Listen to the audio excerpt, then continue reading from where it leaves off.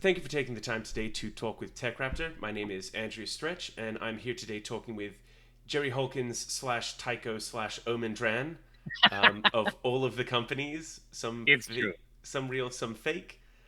Um, so for people who maybe aren't sure what the behemoth that Acquisitions Incorporated is, can you tell me about it? Absolutely. Broadly, the genre is called, I think, actual play. I don't know Mm-hmm. who came up with that, and I wish that they had talked to me first because that's a very confusing term.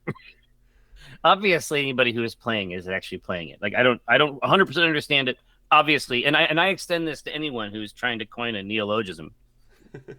Just get a hold of me ahead of time. Let's try to, if it's going to be a piece of language, it's going to be used a lot. Let's try to make it beautiful. Let's work hard. Let's work together. Um, but broadly speaking, actual play is the the performance of role playing games as a type of theater. And nowadays, this is quite common. In fact, we had talked about behemoths like Acquisitions Incorporated, but I think if we're talking about true behemoths, we probably have to talk about Critical Role.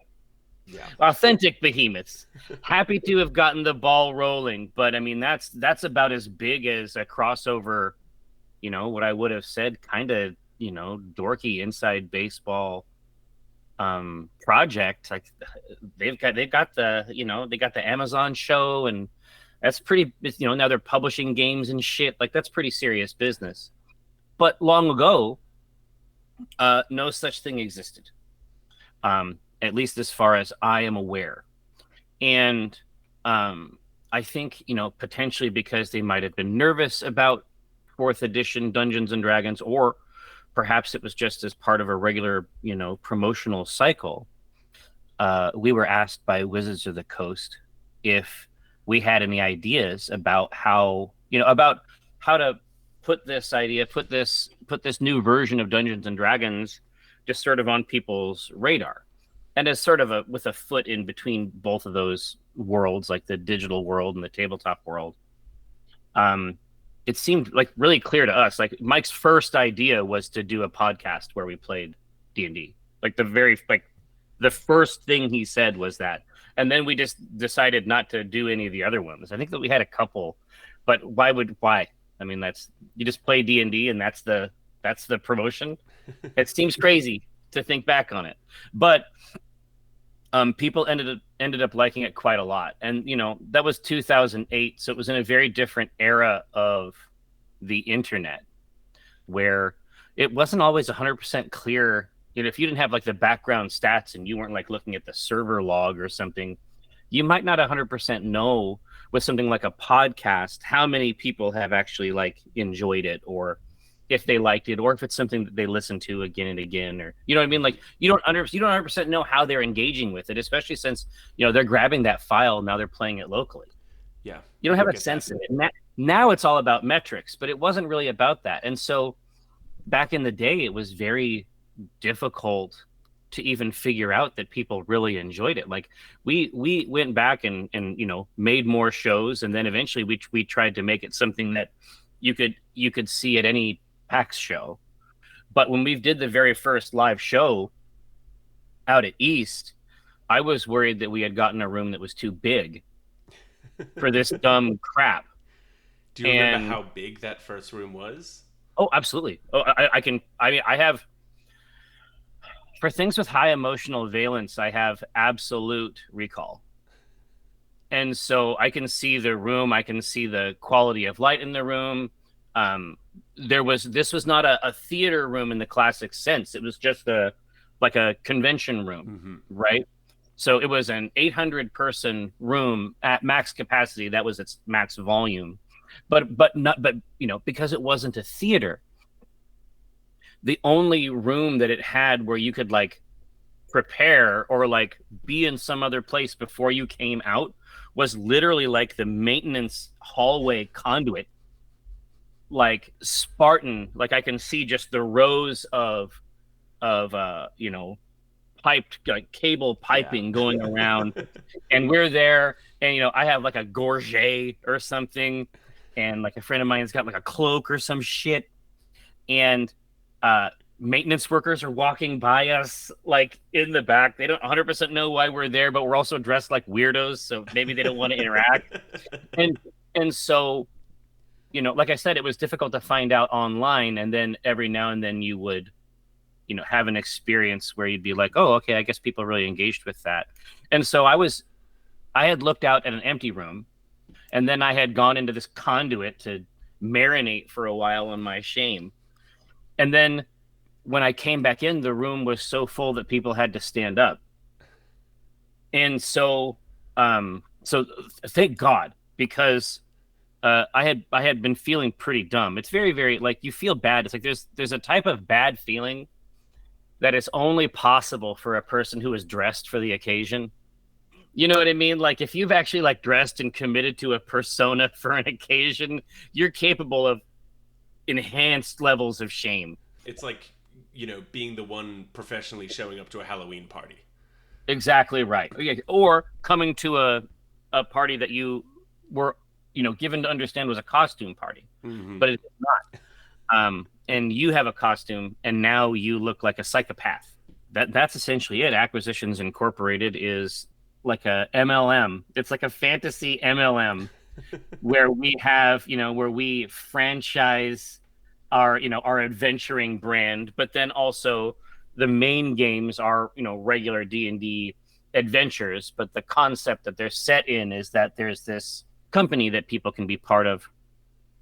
And in fact, I believe it was the first, well, I mean, outside of like Greyhawk and the original stuff, which were actually the creators, home games, I think.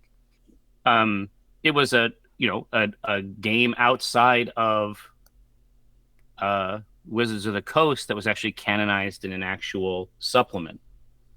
I mean, I guess that's similar to Dragonlance too. I think that was Weiss and Hickman's campaign as well. But it exists in that continuum of, home games that have ascended somehow. Yeah. Long-term, long-play games that have ascended into, um, you know, real things that exist inside the Forgotten Realms and the rest of the multiverse, because they mess around with that a lot too. Yeah. Definitely seen you guys been hopping around from land to land. Yeah, because they've got they started tying in with some of their magic worlds, and they're messing around with Spelljammer and Planescape, which basically allow you to touch any 2 points of that, of their multiverse. Just depends on how long you want it to take to get there. Looking back to 2008 and those early games, do you think that there was any level of like secret sauce in player composition or theming that really helped you click with the fan base? It's possible, and like I say, we were surprised to learn, even after having made it, that people did enjoy it and like it. But I'd say that, for me, that's true broadly for my work. So I'm always surprised to find.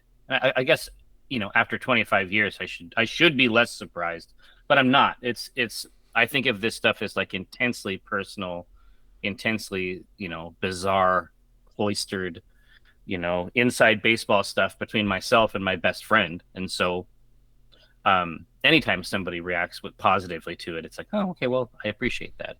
Because Mike had never played before, Mm-hmm. and was indeed um, had antipathy toward it broadly as a pastime. So I mean, that's a pretty novel. That's a pretty novel a person to put on something that's ostensibly a marketing project, right? Yeah. Someone who actively dislikes the product. I never stopped playing Dungeons and Dragons, so except for a very, very brief period where, I was like playing other games because my mom had, I'm from that '80s era where Dungeons and Dragons and Satanism were sort of synonymized. Right. I played other role playing games for a period of time, but other than that, I've basically played Dungeons and Dragons since I was 6. So a long time ago. I played with my aunts and uncles actually, and so I've sort of been in the mix of that for a while. So I actually never stopped playing. I was playing 3.5, but then we also brought in our friend Scott Kurtz of PvP and Table Titans fame, and he was a lapsed player. You have the current player, the player who is like, maybe this is probably not for me actually, and then the lapsed player who, they just stopped playing for life reasons, not because they had any particular antipathy toward the product. Each of those is actually like a very reasonable point of ingress into the hobby. It's pretty crafty, actually, if you think about it. That was it. It was a great plan. Yeah. I mean, it actually sort of made sense. Like that seemed right instinctually, but it was actually right practically as well. In this past 15 years, gone from Acquisitions Incorporated, kind of being one of it, like a one of a kind D&D podcast up to now, what effect do you feel that Acquisitions Incorporated has had on the greater actual play landscape? It's hard to know, and the reason I say that is because that space is really, really vast. Like there are certainly, it's like you'll pull up Spotify and Spotify has identified me. It's found me out. It knows that I'm a dork. And it's shows that I've never heard of. And I'm not mad at it. I'm not saying that I haven't heard about them because they're bad. I'm just saying, like, it's so big. It's so big, and I mean, that must be so scary too. But it's so big that it has like several, like multiple, fairly significant players and a lot of fan bases inside there as well. And then you have, something like Dimension 20 that's, managed to construct a subscription product around it. The truth is now this is a normal thing to do. And so maybe if anything, we contributed to an environment where this was conceivable. I think if anything, we just sort of like got the ball rolling into a place where now it's an assumption. It's like it's one of the most basic forms of streamed content. People enjoying their D&D games and letting people in on the adventure. Exactly. No, I mean, and there's a lot about it. I mean, there's a lot about that to like. If you have the right storyteller and you have the right, you have a couple interesting, axes personality wise on the other side of the table. Mm-hmm. I mean, as a form of theater, it in retrospect, it seems quite obvious. Looking back, well, of course we should have done that. That should have been done years ago. Internal combustion. Well, yeah, that's obviously way better than steam. Now that's obviously the case. But in that time, it was just beyond our ken. We were not there yet. And also, broadly speaking, streaming wasn't real. And as the show has evolved from an audio podcast to video podcast to, multiple stage shows a year. Oh yeah. What were some of the biggest lessons that Acquisitions Incorporated learned from a production perspective as you grew? I mean, the truth is, we've actually maintained a lot of our basic stuff. So in the mode of a fractal, we essentially had a basic shape that could be iterated on and could increase in size. This is probably the worst analogy of all time, but essentially, much like PAX itself, the shape was already there. Mm-hmm. And so scaling it was really just a matter of being confident that we had something that people thought was fun, and then simply providing larger venues for them to experience it in. It comes down to great storytellers. And in our case, we have some of the best. I mean, Chris Perkins is a complete beast. Like, we have the lead rules designers. Yeah. Like, the lead rules designers of the game have been our dungeon masters the whole time. And like, Chris Perkins and Jeremy Crawford have very, very different styles, but they're both really, really great. In slightly different ways. Mm-hmm.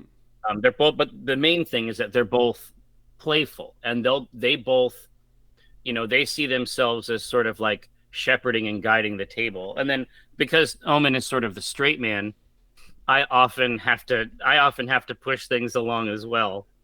Like I consider myself, like, even when I'm at the table, I'm a dungeon master. Hmm. You know what I mean? Like, even when I'm sitting out there, I have to describe shit, and I can't, like, that's just who I am. I just can't get away from it, unfortunately.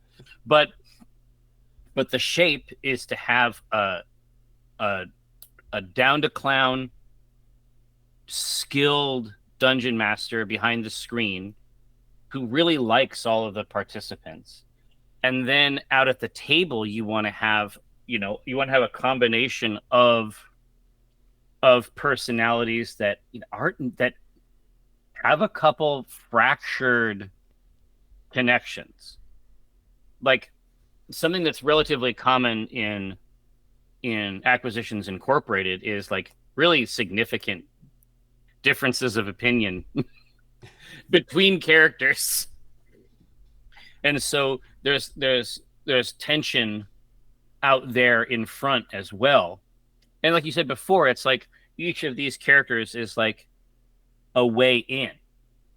And it's just like, those were, I described our classic ones, but each of our new ones, like, Evelyn the Eternal Optimist, Bobby, this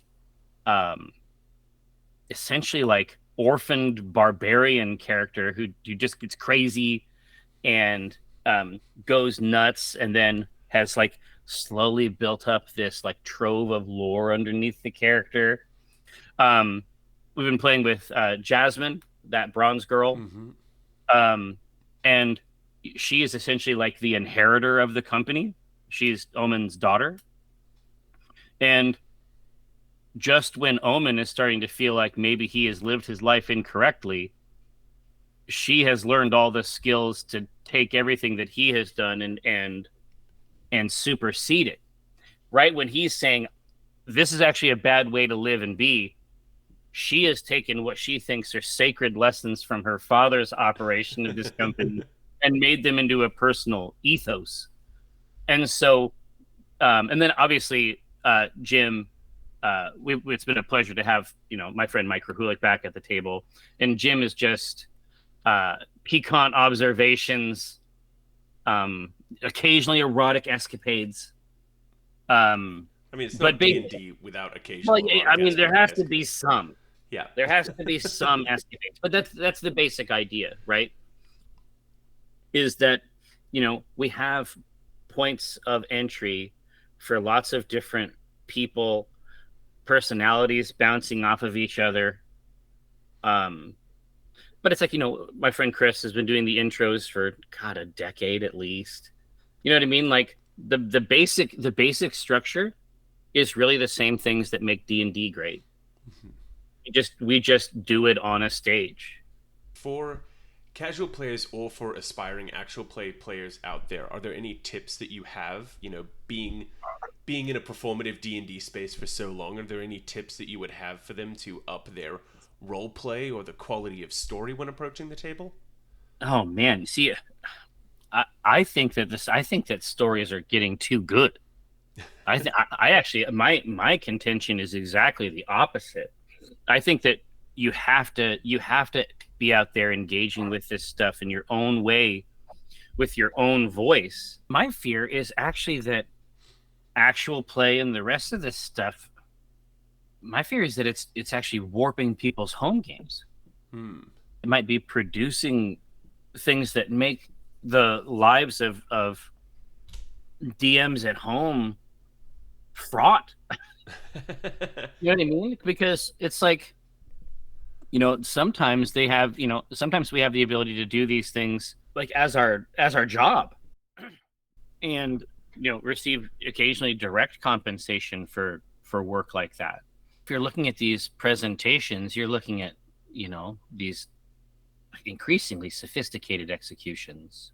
I think most of what we do is sort of lo-fi on purpose, but it's possible to get much, much more elaborate. I think that any advice I would give is going to be from my, arguably bizarre and ahistorical context. Everything that you need to play that game is in those books and at that table. I had these 3 questions that I would ask players before the first game, and nobody else knows the content of these. These are all private. Mm-hmm. And so the first question is, what is your secret reason for joining the party? The second one is, who have you wronged? That's the second one. So who have you wronged? And the third one is, what would you kill to know? Okay. And so once I know these 3 things from 4 people, I can run a game for them for 10 years. You know what I mean? Yeah. And because first of all, people especially tend, even if it's like a dark, spooky character, everybody, especially at the beginning of a game, comes to a game occasionally with deeply idealized versions of these characters. And characters that haven't been played yet aren't really characters yet, at least in my opinion. Most of the stuff I found out about my characters happened at the table. Mm-hmm. So the really meaningful stuff anyway. So the first part is sort of like the whole exercise is just designed to give that character more interiority, like a more thoughtful approach, just because these idealized characters, a lot of times they don't have fault. This basically makes you ask questions of the character and of the character concept. And so I can play those off of each other. Once I know them for the whole party, I can start activating them like cells. Yep. One by one, and meshing together their worst fears and doubts, and basically looking over those and then connecting what they would kill to know with other people, mm-hmm. connecting who they might have wronged and the rest of the people. And then the idea that everybody at the table has a secret changes the energy too. Everything you need is right there. I think that looking to your own table and looking to those faces over the screen, they will run this game for you. But you have to figure out the tricks. Once you understand the actual characters, their motivation, and the real motivations of your NPCs, the game really will run itself. Leading up to this season finale, which will be at PAX Unplugged, Sure. What have been the highlights for you so far for this season? Man, it was really fun. So the season itself actually just wrapped up. The 10th episode was the last one from the Kickstarter. Mm-hmm. And what's fun is because we have a US show in Seattle at the beginning of September, and so we were able to basically do a live intro to the series, and now we can actually do a cool finale live at Unplugged.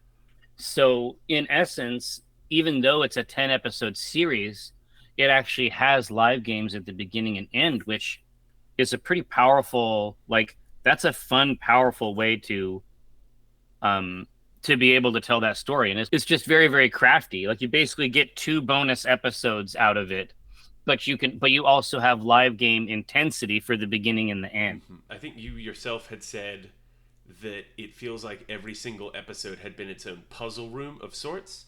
Very much so. What was it like, approaching as a player, not knowing that there's no downtime, you're immediately going, boom, what's the next thing I need to figure out? It was intense. Because I first of all, I like puzzle rooms as well.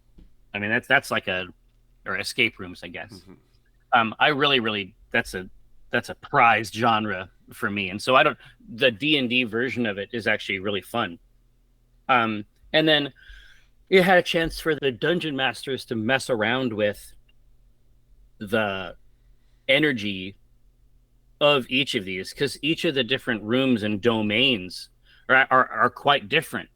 And then every now and then, especially as it goes on, they're quite sort of capsulized for a little while, and then they start to relate to one another and overlap and interact, because the concept of the season is essentially about these warping obelisks from the far realm that can get fractured and splinter out, but essentially the pieces of them are like they're radioactive essentially, but they don't emit radiation, they emit impossibility. So all the places around these fractured pieces get warped and strange. And so even if something looks the way that you think it would, there's no guarantee that it's actually going to unfold that way, because impossibility is the theme of the entire season. And it's like that's cool by itself, but I would say that where it shifts from like a good hook into mastery, that has to come down to Chris and Jeremy Crawford, because it would be one thing for that just to be a vibe. It would be another thing to take the concept of impossibility and then use it to question the most fundamental aspects of Dungeons and Dragons as an IP. And that's what they literally do, because they understand the actual multiversal constructs, like the real big ideas at the foundation of it. And they can manipulate that stuff and warp it with their far realm shenanigans. Like, I wouldn't want to say what it was, but the twist that they put in front of us is cosmic in nature, and it's only possible due to their mastery. It's somewhat uncommon for a game to have two DMs.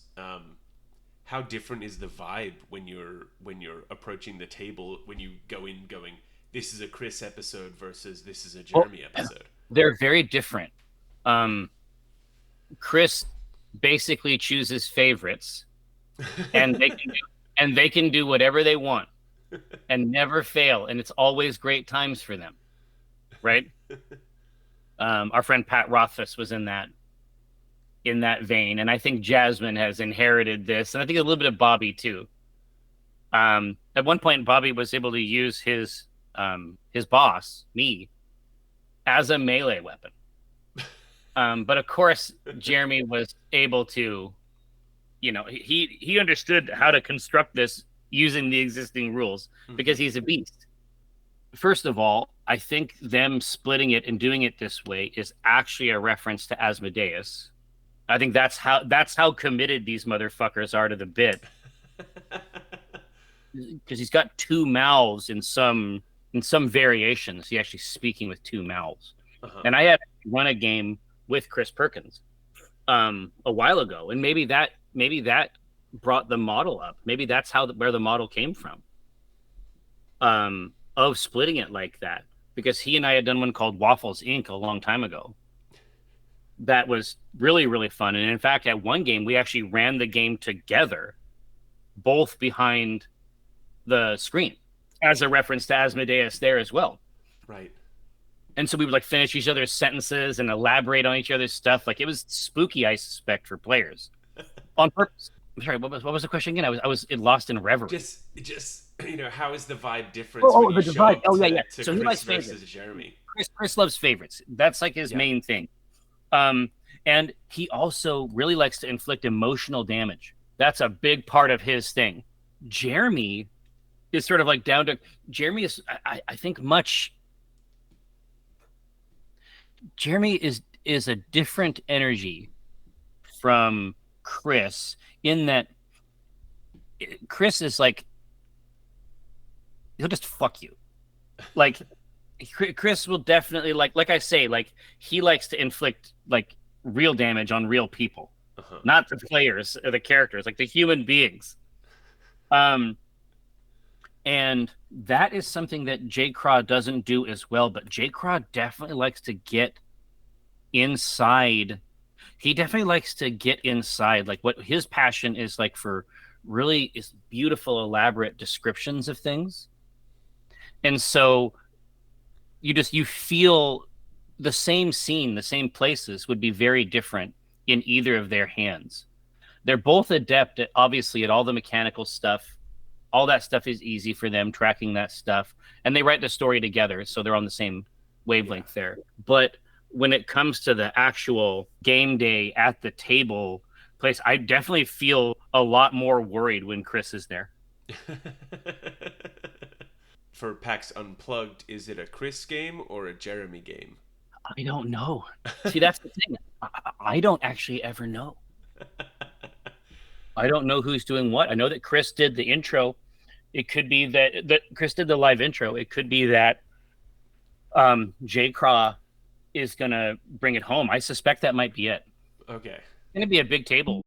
That finale is gonna be me. Obviously, well, it's gonna be Omin Hmm. Dran, Jim Dark Magic, Certainty Drawn. Then it's gonna have on the other side of the table. It's gonna have Bobby, played by our good friend Austin. Hmm. um, Evelyn, played by our good friend Anna, and Strix, played by Holly Conrad. So Oh, it's actually like an Avengers style. It's the biggest table we've ever had on stage. looking forward to the future. You guys have moved from fourth edition to fifth edition. We've got the new Yeah. edition of D&D coming out next year. Has there been any looking into that and where Omin Dran and the party and acquisitions incorporated may be shaken up? But again, like this is the thing: is that certainly we've done performances where people are like, that had to be written, Hmm.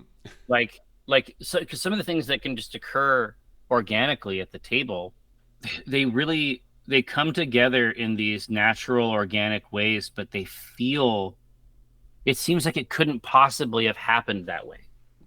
Like it seems like that couldn't have occurred without some kind of design. Hmm. But that's just what happens when people tell stories together. Like Yeah.